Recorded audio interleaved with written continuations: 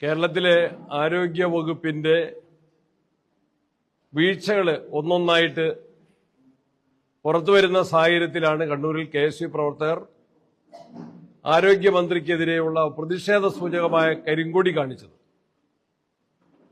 അവര് മന്ത്രിയെ ആക്രമിച്ചു എന്ന കള്ളപ്രചരണം നടത്തി കെ.എസ്.യു പ്രവർത്തകരെ മന്ത്രിയെ വധിക്കാൻ ശ്രമിച്ചു എന്ന കള്ളക്കേസിൽ അറസ്റ്റ് ചെയ്ത് ജയിലിലാക്കിയിരിക്കുകയാണ്.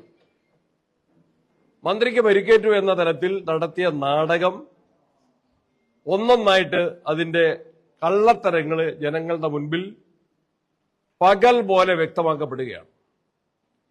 കെ.എസ്.യു പ്രവർത്തകരെ കരിങ്കൊടി കാണിച്ചത് റെയിൽവേ സ്റ്റേഷനിലേക്ക് 1-ാം പ്ലാറ്റ്ഫോമിലേക്ക് പ്രവേശിക്കുന്ന കവാടത്തിന്റെ പരിസരത്തുമാണെങ്കിൽ അവിടെ വെച്ച് തന്നെ 5 കെ.എസ്.യു പ്രവർത്തകരായിരുന്നു ഉണ്ടായിരുന്നത്. അവരെ 30-ലധികം വരുന്ന പോലീസുകാർ അവരെ വളഞ്ഞിട്ട് പിടിച്ചു.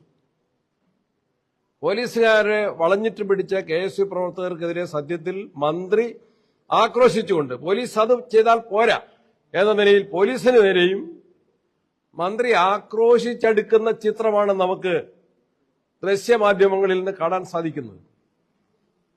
മന്ത്രിക്ക് അടുത്തേക്ക് മന്ത്രിയെ തൊടുന്നതിന് ശരീരം കൊണ്ടോ ആയുധം കൊണ്ടോ മന്ത്രിയെ സ്പർശിക്കുന്നതിന് ഒരു കെ.എസ്.യു പ്രവർത്തകനും തുനിഞ്ഞിട്ടില്ല. അവർക്കതിന് സാധിച്ചിട്ടില്ല, അതിനാരും ശ്രമിച്ചിട്ടില്ല.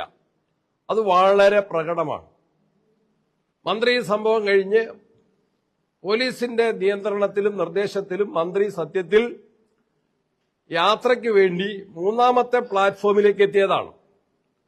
1-ാമത്തെ പ്ലാറ്റ്ഫോമിൽ നിന്ന് 3-ാമത്തെ പ്ലാറ്റ്ഫോമിലേക്ക് ലിഫ്റ്റ് കയറി ഇടവഴിയിലൂടെ നടന്ന് താഴെ ലിഫ്റ്റ് ഇറങ്ങി 3-ാമത്തെ പ്ലാറ്റ്ഫോമിൽ എത്തിയ മന്ത്രി വീണ ജോർജ് പിന്നീടുണ്ടായ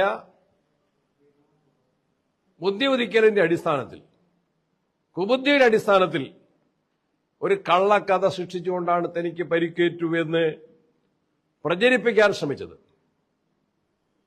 മന്ത്രി ആശുപത്രിയിൽ അഡ്മിറ്റ് ചെയ്തു, ഐസിയുവിലാണെന്ന് പറഞ്ഞു, മെഡിക്കൽ ബുള്ളറ്റിന് ഇറക്കുമെന്ന് പറഞ്ഞു.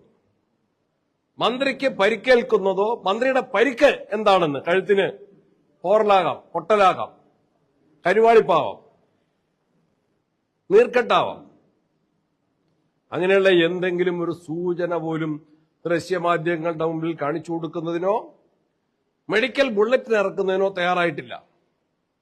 മന്ത്രി എവിടെ എന്ന് അറിയാത്ത സാഹചര്യമാണ് ഇന്നലെ ഉണ്ടായിരുന്നത്. കേരളത്തിലെ ജനങ്ങൾക്ക് ആരോഗ്യമന്ത്രി എവിടെ? ആരോഗ്യമന്ത്രി ആരോഗ്യവതിയാണോ? പരിയാരത്ത് നിന്ന് പെട്ടെന്ന് ഡിസ്ചാർജ് വാങ്ങിപ്പോയി. ഈ കള്ളത്തരങ്ങൾ ഒന്നൊന്നായിട്ട് ലോകം അറിയുന്നതിനുള്ള ജാള്യതയായിരിക്കാം ഇത്തരത്തിലൊരു ഒളിച്ചോട്ടത്തിലേക്ക് എത്തിയത്. അതിനിടയിൽ കണ്ണൂർ ആക്രമിച്ചും നശിപ്പിക്കുന്നു. ഓഫീസുകൾക്ക് നേരെ കയ്യേറ്റം, പ്രവർത്തകർക്കെതിരെ ആക്രമണം, വീടുകൾക്ക് നേരെ ബോംബാക്രമണം. ഇതെല്ലാം CPM അഴിച്ചുവിട്ടത് ഈ കള്ളപ്രചരണത്തിന്റെ അടിസ്ഥാനത്തിൽ തന്നെയാണ്. ഈ കള്ളപ്രചരണങ്ങൾ പൊളിഞ്ഞ് പാളീസായിരിക്കുകയാണ്. മന്ത്രിയും CPM നേതൃത്വവും ഇതിന് മാപ്പ് പറയുക തന്നെ വേണം.